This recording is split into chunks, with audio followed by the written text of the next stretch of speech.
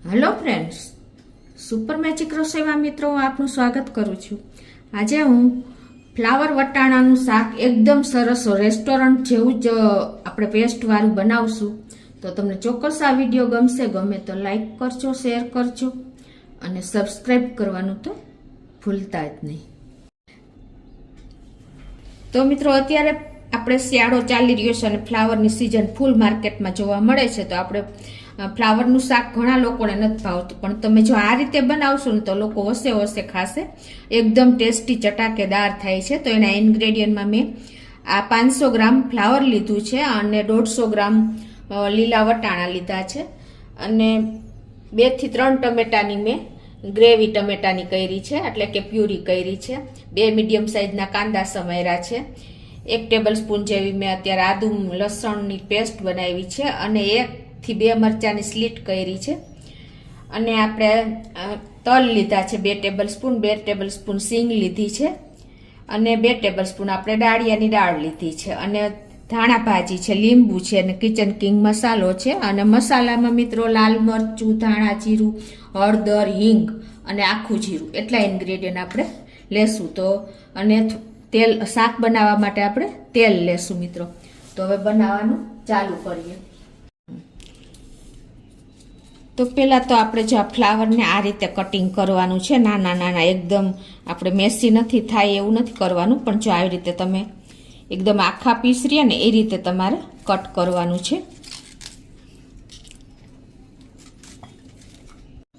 તો જો આ રીતે આપણે એકદમ મોટા પીસમાં કટિંગ કરી લેવાના છે, એટલે આપણું શાક એકદમ મેસી નહીં થાય અને આખા પીસ રહેશે અને બાઇટ્સ પણ એકદમ સરસ લાગશે.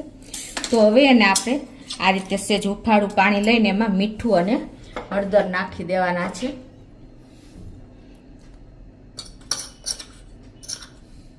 અડધી ટીસ્પૂન જેવી હળદર નાખું છું અને એમાં આપણે આ ફ્લાવર નાખી દેશું. તો આ રીતે આપણે જો ગરમ પાણીમાં ફ્લાવરને થોડીક વાર આ રીતે રાખી દેવાનું છે, એટલે એમાં જે કાંઈ કચરો હશે ને એ તમારે બહાર આવી જશે. અને હવે આપણે શાકમાં નાખવાની પેસ્ટ તૈયાર કરશું. તો એમાં મેં 2 ટેબલ સ્પૂન જેવા સિંગદાણા લીધા છે, 2 ટેબલ સ્પૂન જેવા દાળિયાની દાળ છે, 2 ટેબલ સ્પૂન જેવા તલ છે અને થોડું એવું પાણી નાખીને આપણે આ ફાઇન પેસ્ટ તૈયાર કરી લેશું. તો આ રીતે જો આપણે રોસ્ટેડ સિંગના દાણા અને દાળિયાની દાળ અને તલની પેસ્ટ એકદમ ફાઇન તૈયાર કરી લીધી છે અને હવે એને આપણે એક વાટકીમાં લઈ લેશું. તો હવે આપણે આ બાજુ ગેસ ઓન કરીને 5 થી 6 ટેબલ સ્પૂન જેવું તેલ મૂકી દેશું. તો જો આપણું તેલ પણ ગરમ થઈ ગયું છે અને આ વટાણા જે આપણે 150 ગ્રામ લીધા છે ને લીલા, એને આપણે આ રીતે થોડીક વાર કૂક કરી લેશું 80 થી 90% જેવા. આ રીતે જો આપણે એને મીડિયમ ફ્લેમ ઉપર 2 થી 3 મિનિટ કૂક કરવાના છે, એટલે આપણે એકદમ ફાઇન કૂક નથી કરવાના, પણ 80 થી 90% જેવા આપણે કૂક કરી લેશું. તો જો આપણા વટાણા પણ કૂક થઈ ગયા છે, 3 મિનિટ જેવું થઈ ગયું છે અને આ રીતે આપણે એને એક વાટકામાં લઈ લેશું. હવે આ જ તેલમાં આપણે જે આ ફ્લાવર છે ને એને પણ કૂક કરી લેશું. બહુ મેશ નથી કરવાનું, પણ આપણે આખા પીસ રહીએ ને ક્રન્ચી રહીએ ને એટલું આપણે 80 થી 90% જેવું કૂક કરવાનું છે. અને ગેસની ફ્લેમ અત્યારે મેં ફૂલ રાખી છે. તો આ રીતે જો આપણે 4 મિનિટ જેવું થયું છે અને આપણા ફ્લાવરને એકદમ સરસ જો 80 થી 90% જેવા ચડી ગયા છે. તો હવે એને આપણે એક બોલમાં લઈ લેશું. આ રીતે જો આપણે ફ્લાવર અને વટાણાને 80 થી 90% જેવા કૂક કરી લીધા છે. આને આપણે ફ્રાય કર્યા છે સ્લોલી, એટલે શું થશે કે ઉપર તેલનું કોટિંગ થઈ જશે ને, એટલે આપણા ફ્લાવર અને વટાણા એકદમ ક્રન્ચી રહેશે, મેશ નહીં થાય બહુ અને શાકમાં પણ ક્રન્ચી ટેસ્ટ આવશે. હવે આપણે 5 થી 6 ટેબલ સ્પૂન જેવું તેલ વધ્યું છે, એમાં જ આપણે 1 ટીસ્પૂન જેવું આખું જીરું નાખી દેશું. 1/4 ટીસ્પૂન જેવી આપણે હિંગ નાખી દેશું અને આપણે જે આ 1 કપ જેવા કાંદા 2 મીડિયમ સાઇઝના સમાર્યા છે એ નાખી દેશું અને એને આપણે સરસ કૂક કરી લેશું.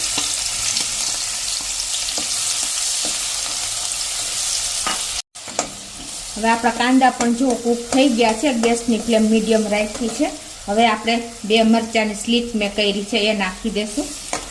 હવે આપણે 1 ટેબલ સ્પૂન જેવી લસણ અને આદુની પેસ્ટ કરી છે એ પણ નાખી દેશું અને એને આપણે પણ આ રીતે થોડીક વાર કૂક કરી લેશું.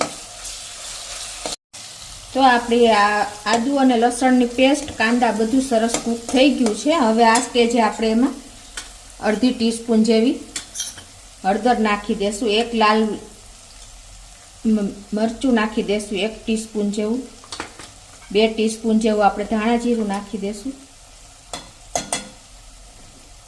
અને 1 ટીસ્પૂન જેવો આપણે કિચન કિંગ મસાલો પણ નાખી દેશું. જો તમારી પાસે મસાલો ન હોય તો પણ તમે સાદો મસાલો પણ નાખી શકો છો શાકનો અને એને આપણે આ રીતે મિક્સ કરી દેશું. અને હવે એમાં આપણે 2 ટેબલ સ્પૂન જેવું થોડું પાણી નાખશું એટલે મસાલા આપણા દાજે નહીં.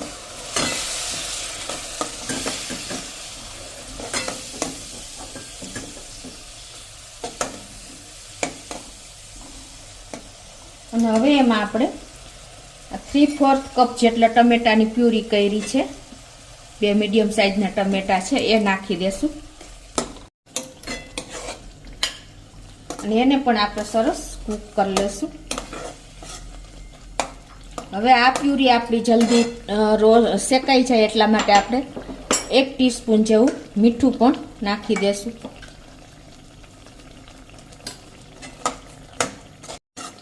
તો આ રીતે આપણે જો 1 થી 2 મિનિટ પ્યુરીને પણ સાંતળી દીધી છે ટમેટાની અને તેલ પણ આપણું જો છૂટું પડી ગયું છે. હવે આ સ્ટેજે આપણે જે આ પેસ્ટ બનાવી છે ને પેસ્ટ પણ આપણે આમાં નાખી દેશું. આ પેસ્ટને હિસાબે આપણા શાકમાં એકદમ ક્રીમી ટેસ્ટ અને દાણેદાર આપણી પેસ્ટ આ ગ્રેવી તૈયાર થશે અને ટેસ્ટમાં પણ બેસ્ટ એવું આપણું આ શાક તૈયાર થશે. હવે જો આ પેસ્ટ નાખ્યા પછી આપણે એને 3 થી 4 મિનિટ આ રીતે કૂક કરવાની છે અને એમાં આપણે અત્યારે અડધો કપ જેવું ગરમ પાણી પણ નાખી દેશું.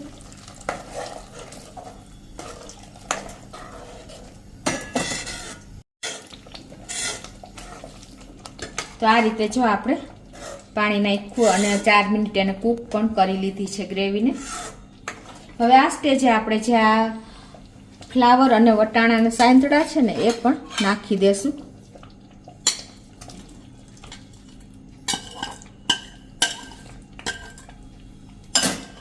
અને હવે આને આપણે ઢાંકીને 5 થી 7 મિનિટ કૂક કરશું.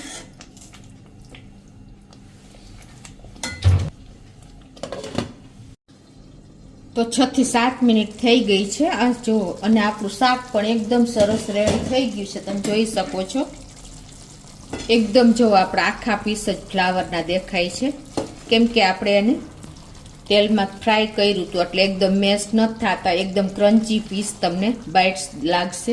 હવે આ સ્ટેજે આપણે એમાં 1 લીંબુનો રસ પણ નાખી દેશું. આ રીતે લીંબુ નાખ્યા પછી લાસ્ટમાં આપણે ઉપરથી ધાણા ભાજી પણ થોડીક નાખી દેશું. તો મિત્રો આપણું એકદમ ટેસ્ટી ચટાકેદાર હોટલના શાકને પણ પાછળ પાડી દે ને એવું શાક આપણું તૈયાર થયું છે ફ્લાવર વટાણાનું, તમે જોઈ શકો છો. તો હવે આપણે ગેસ બંધ કરી દેશું અને સર્વ કરી લેશું. હવે આપણે એને આ રીતે એક બોલમાં સર્વ પણ કરી દેશું. એકદમ મિત્રો જુઓ આપણે બાઇટ્સ મોઢામાં ક્રન્ચી આવે ને એવા આપણે ફ્લાવર મેશ ન થતા એકદમ સરસ કૂક થયું છે કેમ કે આપણે એને તેલમાં ઉપર કોટિંગ થાય એ રીતે આપણે એને ફ્રાય કર્યું હતું. તો મિત્રો આપણું જો વટાણા ફ્લાવરનું શાક એકદમ રેડી છે. આમાં મેઇન આપણે શું ધ્યાન રાખવાનું છે કે આપણે ફ્લાવર અને વટાણાને આ રીતે થોડાક તેલમાં સાંતળીને એને ઉપર તેલનું કોટિંગ થઈ જાય ને એ રીતે આપણે સાંતળવાના છે એટલે એકદમ મેશ ન થતા એકદમ જો આખા પીસ દેખાય છે.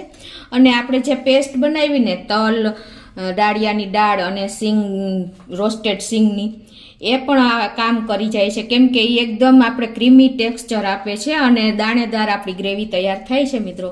તો તમે ચોક્કસ એક વખત આ રીતે ટ્રાય કરજો અને તમને મારો વિડીયો ગમે તો લાઈક કરજો, શેર કરજો અને સબસ્ક્રાઈબ કરવાનું તો ભૂલતા જ નહીં.